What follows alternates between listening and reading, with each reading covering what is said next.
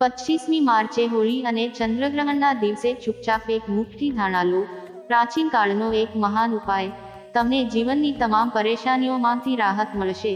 દેવી લક્ષ્મીજીના આશીર્વાદથી કોઈ પણ પ્રકારની તકલીફ નહીં થાય. તમારા જીવનમાં તો માત્ર ધનનો વરસાદ નહીં પરંતુ એક દિવસના ઉપાયથી તમે કરોડપતિ બની જશો. તમારું ઘર ખુશીઓથી ભરાઈ જશે. તમારી બધી મનોકામનાઓ પૂર્ણ થશે. 240 વર્ષ પછી આવી અદ્ભુત સોનેરી તક આવી છે.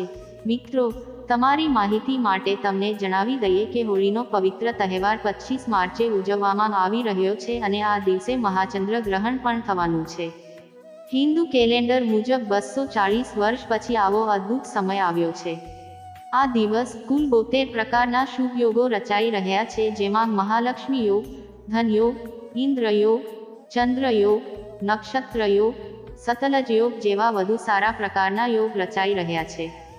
મિત્રો, વેદ અને પુરાણ મુજબ લક્ષ્મી જયંતી પણ હોળીના દિવસે જ ઉજવવામાં આવે છે. લક્ષ્મી જયંતી એ જ દિવસે છે કે જે દિવસે કોઈ વ્યક્તિ દેવી લક્ષ્મીની પૂજા કરે છે, તો દેવી લક્ષ્મીના આશીર્વાદથી તે વ્યક્તિ ગરીબી, મુસીબતો અને સમસ્યાઓમાંથી મુક્ત થઈ જાય છે.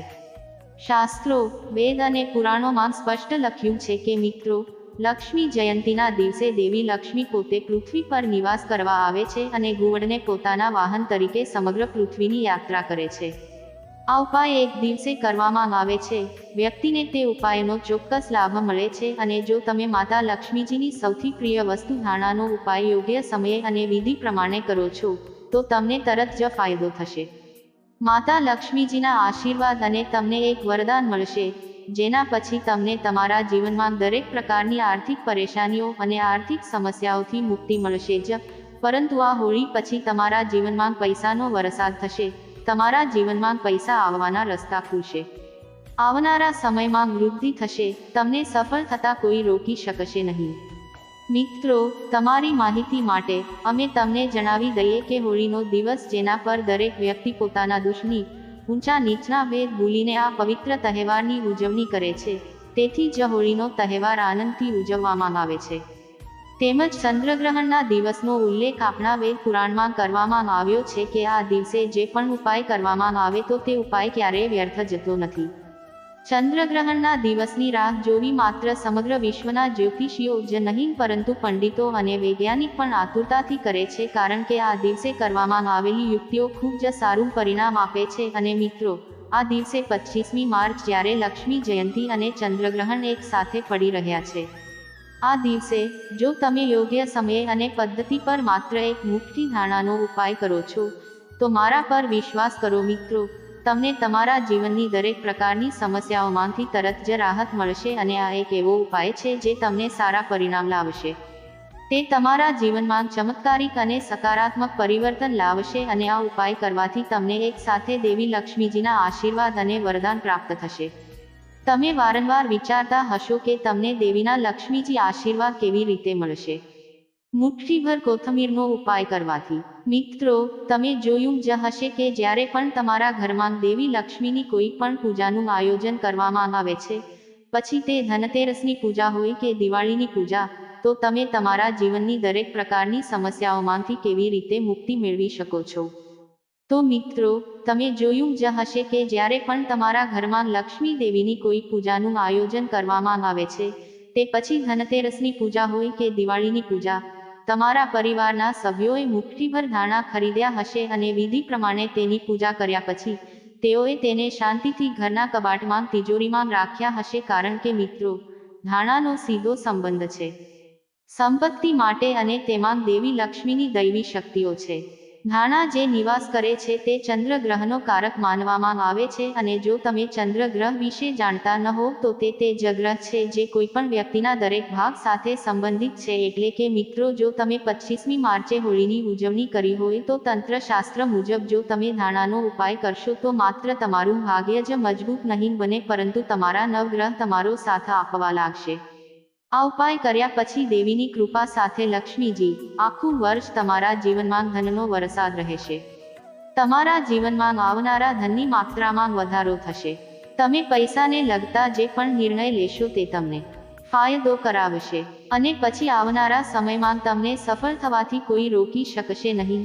તમારા માટે આ એક સુવર્ણ તક છે, તેને તમારા હાથમાંથી જવા ન દો. તેથી જ અમે તમને ઉકેલો વિશે જણાવવા જઈ રહ્યા છીએ.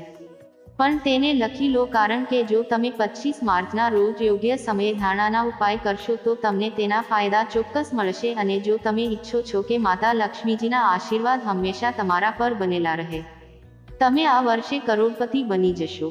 તો મિત્રો, કૃપા કરીને આ વિડીયોને પૂરી નિષ્ઠા અને શ્રદ્ધા સાથે લાઈક કરો અને તમારી રાશિ કોમેન્ટ બોક્સમાં નાખો.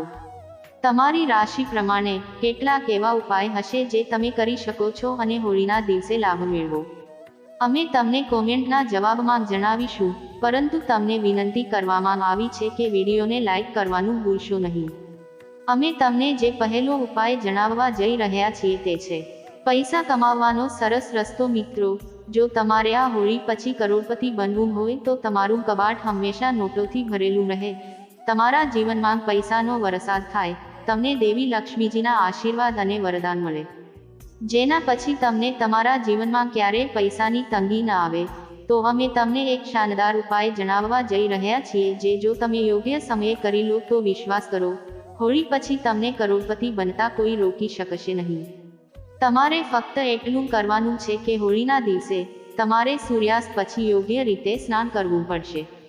તમારે લાલ વસ્ત્રો પહેરવા પડશે, કારણ કે જ્યારે પણ માતા લક્ષ્મીજીની પૂજામાં લાલ રંગનો ઉપયોગ કરવામાં આવે છે તે પૂજા તરત જ સિદ્ધ થાય છે. તમારા ઘરનો જે પણ પૂજા રૂમ છે, જ્યાં પણ માતા લક્ષ્મીજીનું કલાત્મક ચિત્ર રાખવામાં આવ્યું છે, તમારે પહેલા ત્યાં જવાનું છે. પૂજા રૂમમાં તમારે ઘીનો દીવો પ્રગટાવવો પડશે અને લાલ રંગનો કાપડ ફેલાવવો પડશે. લાલ કપડા પર તમારે મુઠ્ઠીભર ધાણા અને એક ચાંદીનો સિક્કો રાખવાનો છે જેના પર દેવી લક્ષ્મીનું ચિત્ર દોરેલું છે. હવે ધારો કે તમારી પાસે ચાંદીનો સિક્કો નથી.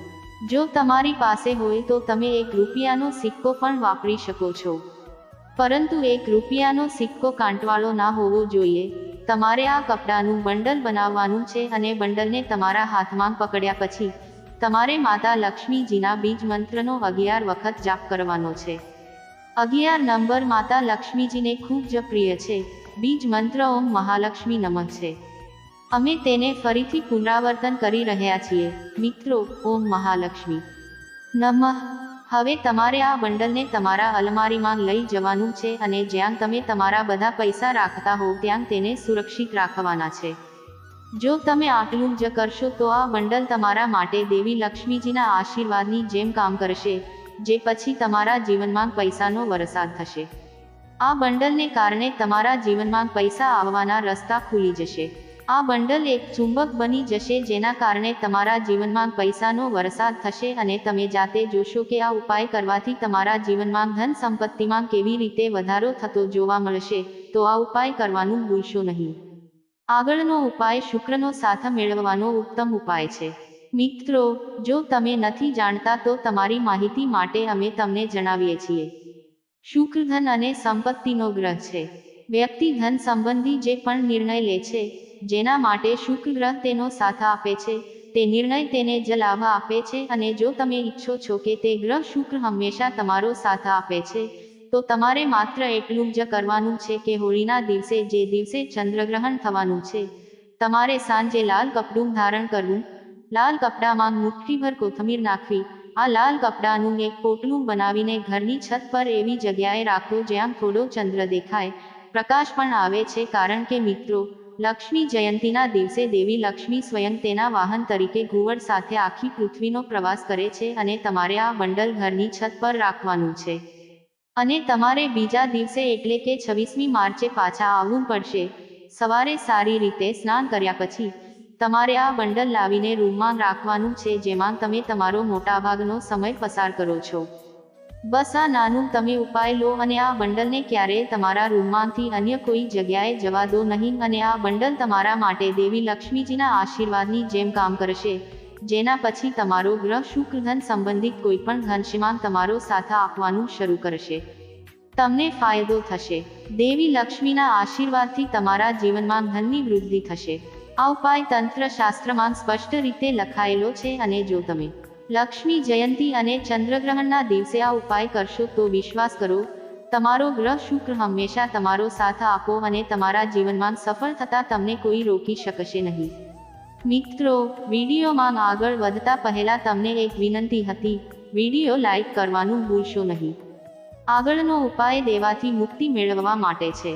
મિત્રો, ધારો કે તમે એવી લોન લીધી છે જેના કારણે તમારા પર દેવાનો બોજ આવી રહ્યો છે અને તમે આ બાબતને લઈને ખૂબ જ ચિંતિત છો, તો હોળીના દિવસે રાત્રે સૂતા પહેલા એક નાનું પીળું કપડું લો, તેમાં એક મુઠ્ઠી ધાણા નાખો અને તે કપડાનું પોટલું બનાવી લો અને જ્યારે તમે રાત્રે સૂઈ જાઓ ત્યારે તે પોટલીને તમારા ઓશિકા નીચે રાખો.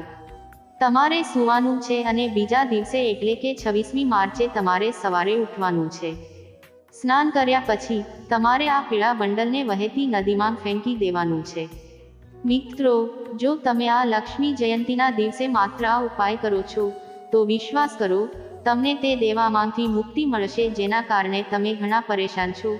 તમારું દેવું સંપૂર્ણપણે દૂર થઈ જશે. આ એક એવો ઉપાય છે જેનો ઉપયોગ લક્ષ્મી જયંતીના દિવસે કરવાથી ઘણા લોકોને ફાયદો થયો છે અને તેમના દેવામાંથી મુક્તિ મળી છે અને જો તમે આ ઉપાય અપનાવશો તો તમને ચોક્કસ ફાયદો થશે. કારણ કે આ ઉપાય જ્યોતિષશાસ્ત્રમાં સ્પષ્ટ રીતે લખાયેલો છે. આગળનો ઉપાય ભાગ્યનો સાથ મેળવવાનો ઉત્તમ ઉપાય છે. મિત્રો, જો તમે ઈચ્છો છો કે આ હોળી પછી તમારું ભાગ્ય મજબૂત બને, તો તમારા નવગ્રહો તમને સાથ આપવાનું શરૂ કરી દે. તમે જે પણ કામ કરો, તમને તે કાર્યમાં સફળતા મળે, તમારા નવગ્રહો તમને દેવી લક્ષ્મીના આશીર્વાદથી સાથ આપે, તો એક વાત ખૂબ ધ્યાનથી સમજો, ગાયના છાણમાં 33 કરોડ દેવી દેવતાઓનો વાસ છે.